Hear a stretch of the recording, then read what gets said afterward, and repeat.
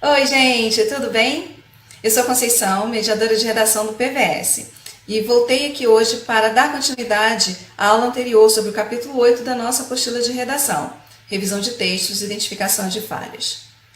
Na outra aula, eu comecei falando sobre um desvio que muitas pessoas cometem e que deve ser evitado, que é a cópia dos textos motivadores, e também a paráfrase pura e simples. Nós vimos que a paráfrase até pode ser feita desde que você acrescente sua própria reflexão, sua própria interpretação sobre ela. Hoje nós vamos ver outros aspectos que precisam ser observados com atenção. E a primeira pergunta que eu quero fazer para você é a seguinte: você sabe olhar para o seu texto de maneira crítica e identificar eventuais falhas que tenham passado? Se você assistiu às aulas anteriores, provavelmente você já está escrevendo um texto bastante correto. Mas sempre é bom ter um olhar crítico sobre o próprio texto para identificar alguma falha. O primeiro tópico que nós vamos abordar hoje é a importância de observar a construção da nossa introdução. Observar se ela tem os dois elementos fundamentais, a contextualização e a tese. Vamos começar analisando duas introduções produzidas para o vestibular CEDEST 2019-1, cujo tema era Memória Brasileira, uma questão de prioridade. Nos últimos 10 anos, 5 prédios pararam por tragédia com fogo na cidade de São Paulo. No dia 2 de setembro de 2019, a população brasileira teve uma notícia triste. O acervo histórico de 200 anos do Museu Nacional da Universidade Federal do Rio de Janeiro, o FRJ, foi perdido por causa de um incêndio que atingiu o prédio. No capítulo 5 da nossa apostila de redação e na videoaula da semana 6, nós vimos que a introdução precisa cumprir duas funções: a de contextualizar e de apresentar a tese. Analisando essa introdução, podemos perceber que ela cumpre apenas uma dessas funções, que é a de contextualizar. Nós precisamos, então, acrescentar uma frase que dê conta da tese. Vamos ver. Tal fato nos leva a perceber que a memória brasileira não tem sido uma prioridade, situação que precisa ser mudada. Observe que agora a nossa introdução, ela tanto conta para o leitor qual é o assunto, qual é a relação desse tema com o mundo, como indica para o leitor qual direção argumentativa o texto vai tomar. No Brasil, a cultura está sempre em segundo plano, assim como a educação. Vivemos em um país onde sua própria história não é preservada, o que faz com que a sociedade não compreenda minimamente suas raízes. Essa segunda introdução também cumpre apenas uma das funções que lhe cabem, que é de apresentar a tese. O texto já começa indicando ao leitor qual é o direcionamento argumentativo que vai ser tomado, mas faltou indicar para o leitor qual é o tema e como esse tema se relaciona com o mundo. Então, para resolver esse problema, nós poderíamos acrescentar a seguinte informação: toda nação tem uma cultura e uma história que quer preservar e manter sempre viva na memória social, e para isso a preservação dessa memória precisa ser ensinada. No Brasil, a cultura está sempre em segundo plano, assim como a educação. Vivemos em um país onde sua própria história não é preservada, o que faz com que a sociedade não compreenda minimamente suas raízes. Agora sim, nós temos uma introdução completa, com contextualização e tese. Vamos fazer alguns exercícios para que a gente consolide esses conhecimentos adquiridos até agora. Na apostila de redação, página 79, nós temos alguns exercícios. Vamos realizar alguns. Exercício 1. Uma boa introdução deve cumprir duas funções: contextualizar o tema, mostrando sua relação com o mundo, direcionar a abordagem, sugerindo o que o texto vai dizer. Leia os parágrafos a seguir e sugira para cada parágrafo duas estratégias de contextualização diferentes. O tema é racismo no Brasil, tese. Nessa perspectiva, o racismo é uma ameaça à plenitude democrática, precisando ser vencido no plano cultural, tanto quanto no socioeconômico. Para realizar essa tarefa A gente precisa apresentar uma contextualização, usando alguma daquelas estratégias que a gente aprendeu no capítulo 5. Então vamos ver como eu resolvi esse exercício. A minha primeira sugestão é usar a seguinte contextualização. O racismo fica evidente diariamente nos noticiários. Ele era um bom filho, era trabalhador, trabalhava de dia e estudava à noite. Aqui na comunidade todo mundo gostava dele. Ele não merecia morrer. Na tela da TV, a imagem de uma mãe, mais uma mãe, negra, pobre, habitante de uma das inúmeras favelas do Rio. Então essa foi a estratégia de contextualização que eu adotei. Você pode reconhecer que estratégia é essa? Essa aqui é a estratégia jornalística, que é aquela estratégia que a gente usa uma pequena narrativa, né? A gente conta uma pequena história que se relaciona com a argumentação que a gente quer construir. Vamos ver a próxima estratégia que eu adotei. Era só mais um Silva que a estrela não brilha. Ele era funkeiro, mas era pai de família. Os versos dessa música do final do século XX registram um fato: o racismo e a violência que ele provoca contra os negros ainda hoje no Brasil. Vejam que aqui é uma outra estratégia. Você consegue reconhecer que estratégia é essa? Dessa vez eu usei a estratégia cultural. Eu usei o trecho de uma música, na verdade um funk, o funk do Silva, que é lá no finalzinho da década de 20 e que tem tudo a ver com a temática que eu quero trabalhar. Agora vamos fazer o exercício 2. Letra A. Aqui é solicitado que você crie imagens que possam servir para contextualizar, usando a estratégia fotográfica. O tema da introdução é o que explica o desejo de fama tão frequente na atualidade. Você lembra o que era a estratégia fotográfica? Essa estratégia consiste em você apresentar expressões nominais ou palavras que tenham alguma relação com o tema e que te ajudem a contextualizar, a apresentar esse tema e a mostrar a relação dele com o mundo. Vamos ver como que eu resolvi? A seleção dos flashes precisa estar relacionada com a tese. Então vamos identificar qual é a tese.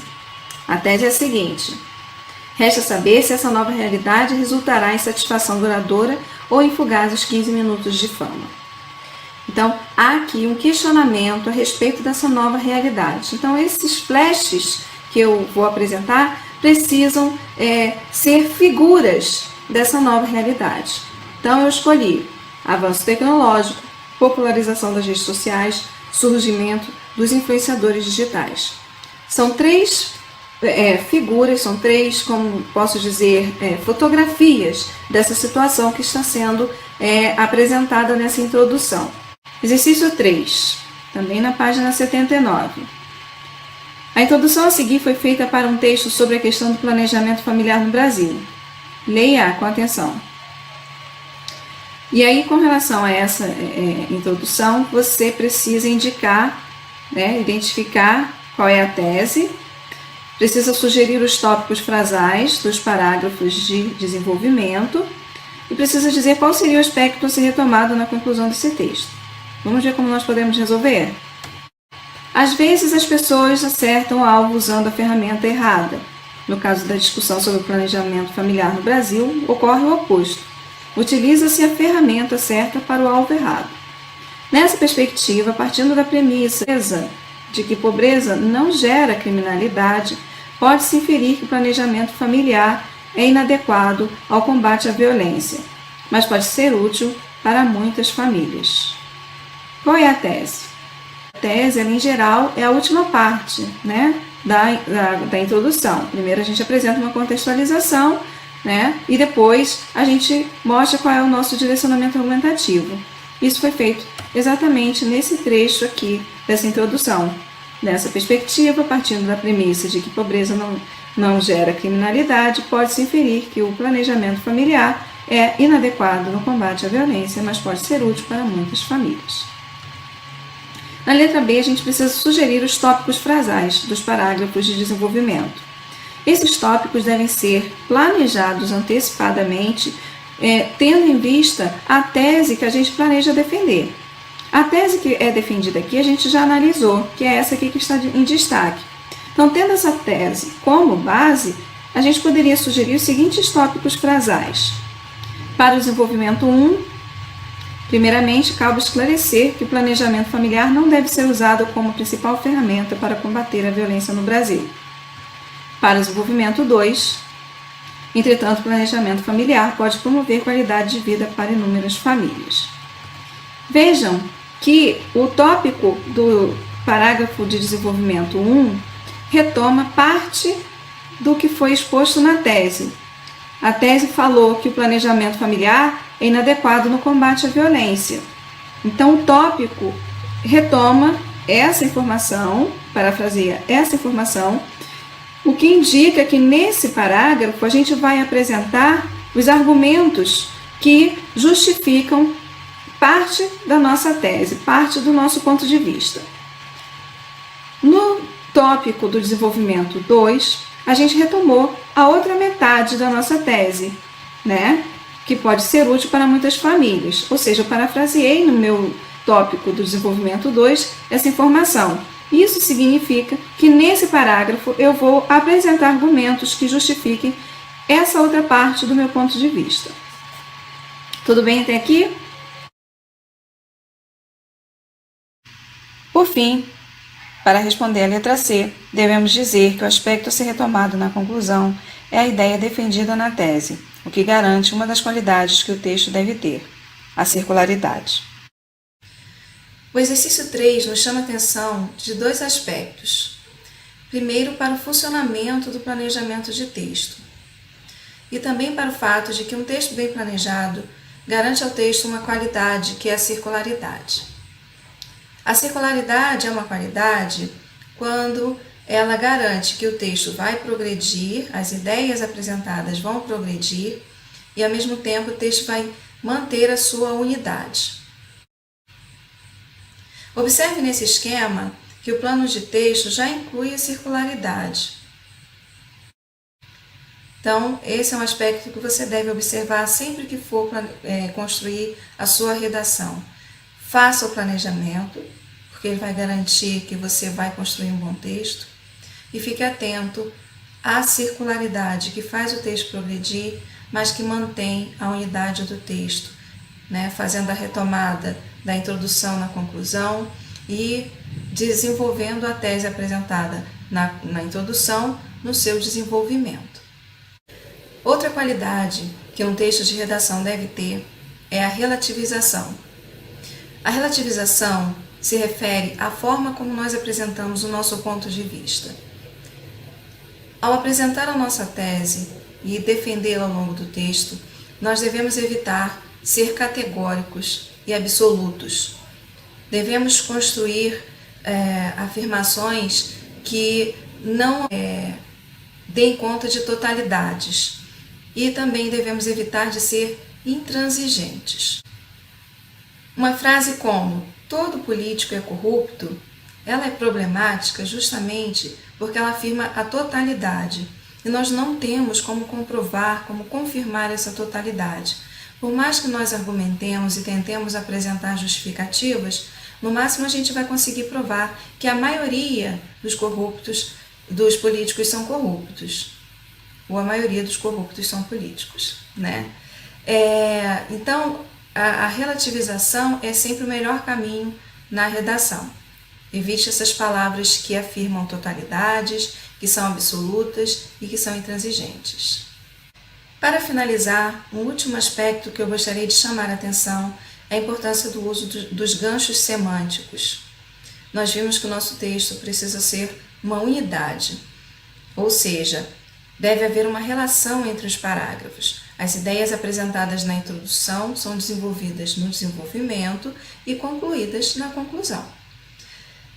Mas, para facilitar essa unidade e essa progressão das ideias, a gente precisa usar elementos coesivos que não só permitam estabelecer essa conexão entre os parágrafos e entre os períodos, mas que também indique qual é a relação entre as ideias. Então, os ganchos semânticos, eles favorecem a construção da nossa argumentação na medida em que relaciona as ideias desenvolvidas em cada parágrafo. Então, a gente deve começar sempre os parágrafos indicando qual é a relação da informação que vai ser apresentada naquele parágrafo com o parágrafo anterior. Isso garante, inclusive, a circularidade que nós já comentamos. Bom, pessoal, por hoje é só. Foi um prazer estar aqui com vocês de novo falando sobre essa importância de revisar os textos e de identificar eventuais falhas. Eu espero que vocês não fiquem desanimados diante do cenário atual. Isso vai passar, então se mantenham ativos, estudem, procurem os mediadores de vocês para tirar dúvidas, façam redações, porque só a prática leva à perfeição. Até a próxima!